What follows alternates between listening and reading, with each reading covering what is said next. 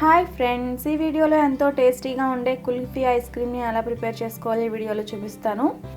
ఈ ఐస్ క్రీమ్ని చాలా హెల్తీగా, చాలా టేస్టీగా ఇంట్లోనే ప్రిపేర్ చేసేసుకోవచ్చు. చాలా సాఫ్ట్గా, క్రీమీగా, చాలా టేస్టీగా ఉంటుంది. ఈ టేస్టీ కుల్ఫీ ఐస్ క్రీమ్ని ఇప్పుడు ఎలా ప్రిపేర్ చేసుకోవాలో ఈ వీడియోలో తెలుసుకుందాము. లేట్ చేయకుండా వీడియోని స్టార్ట్ చేసేద్దాము.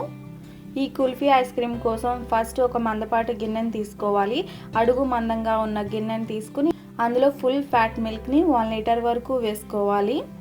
ఇలా ఓపెన్గా ఉన్న కడాయిలో మీడియం టు హై ఫ్లేమ్లోనే ఇలా కలుపుకుంటూ చుట్టూ ఉన్న నురగని తీసేస్తూ బాగా మరిగించుకోవాలి.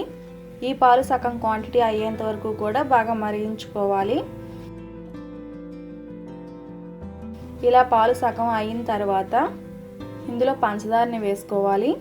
1/4 కప్ పంచదారని వేసుకుని బాగా మిక్స్ చేసుకోవాలి. పంచదార బాగా కరిగిపోయిన తర్వాత ఇందులో డ్రై ఫ్రూట్స్ని కూడా యాడ్ చేసుకోవాలి. ఇందులో 1 స్పూన్ బాదం, 2 టేబుల్ స్పూన్స్ కాజు, 1 టేబుల్ స్పూన్ నానబెట్టిన పిస్తాను కట్ చేసి వేసుకోవాలి. డ్రై ఫ్రూట్స్ని బాగా సన్నగా తరిగి యాడ్ చేసుకోవాలి. డ్రై ఫ్రూట్స్ వేసిన తర్వాత కంటిన్యూస్గా మిక్స్ చేస్తూనే ఉండాలి.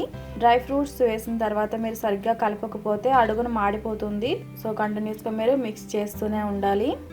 నెక్స్ట్ ఇందులో మిల్క్ పౌడర్ని కూడా వేసుకోవాలి. 2 టేబుల్ స్పూన్స్ మిల్క్ పౌడర్ని కానీ లేదా 40 గ్రామ్స్ వరకు మిల్క్ పౌడర్ని వేసుకుని బాగా మిక్స్ చేసుకోవాలి. ఈ పాలు బాగా దగ్గర పడేంత వరకు కూడా బాగా మిక్స్ చేస్తూ మరిగించుకోవాలి. పాలు ఇలా మరిగేటప్పుడు మీరు మిక్స్ చేయకపోతే అడుగున మాడిపోతుంది, అలాగే పైన తొరక కూడా కట్టేస్తుంది. సో మీరు కంటిన్యూస్గా మిక్స్ చేస్తూనే చుట్టూ ఇలా తొరకను తీసేస్తూ మిక్స్ చేస్తూ ఉండాలి. ఇలా థిక్ కన్సిస్టెన్సీ వచ్చేంత వరకు కూడా బాగా మరిగించుకున్న తర్వాత స్టవ్ ఆఫ్ చేసేసుకోవాలి. ఇక్కడ మీకు కన్సిస్టెన్సీ చూస్తే తెలుస్తుంది. ఇలా చిక్కగా అయ్యేంత వరకు కూడా మరగబెట్టుకోవాలి. నెక్స్ట్ ఇది చల్లారేంత వరకు కూడా పక్కన పెట్టేసుకోవాలి. నెక్స్ట్ ఒక బౌల్లో విప్పింగ్ క్రీమ్ తీసుకోవాలి. 1 కప్ విప్పింగ్ క్రీమ్ తీసుకుని బాగా బ్లెండ్ చేసుకోవాలి.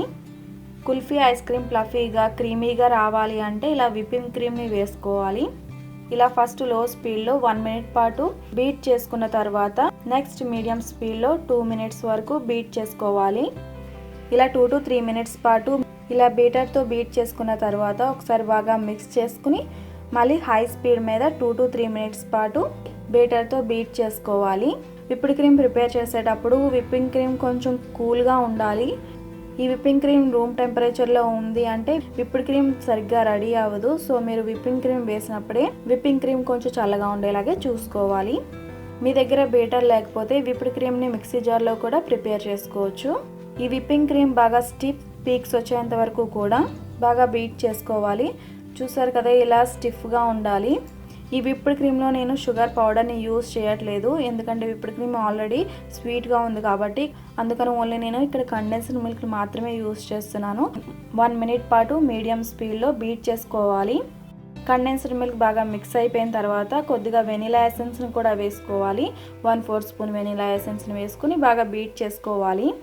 ఇందులో నేను స్వీట్ కోసం ఓన్లీ కండెన్స్డ్ మిల్క్ మాత్రమే యూజ్ చేశాను, ఎందుకంటే విప్డ్ క్రీమ్ కొద్దిగా స్వీట్గానే ఉంది. మీరు యూజ్ చేసే విప్పింగ్ క్రీమ్ స్వీట్గా లేకపోతే మీరు ఇందులో కొద్దిగా షుగర్ పౌడర్ని కూడా యాడ్ చేసుకోవచ్చు. స్వీట్ చూసుకుని అడ్జస్ట్ చేసుకోవాలి. ఇలా విప్డ్ క్రీమ్ని ప్రిపేర్ చేసి పెట్టుకోవాలి. ఈ పాలు బాగా చల్లారిన తర్వాత మాత్రమే విప్డ్ క్రీమ్లో వేసుకోవాలి.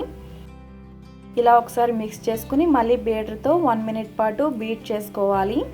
ఐస్ క్రీమ్ బ్యాటర్ ప్రిపేర్ అయిపోయింది. ఇది చూడడానికి ఇలా ఫ్లఫీగా, క్రీమీగా ఉండాలి. ఇలా ప్రిపేర్ చేసి పెట్టుకున్న ఐస్ క్రీమ్ మిక్స్ని ఏదైనా ఒక డబ్బాలో కానీ మౌల్లో కానీ వేసుకోవాలి. ఇలా ఐస్ క్రీమ్ మిక్స్ వేసుకున్న తర్వాత మీకు నచ్చిన డ్రై ఫ్రూట్స్ని పైన వేసుకోవచ్చు.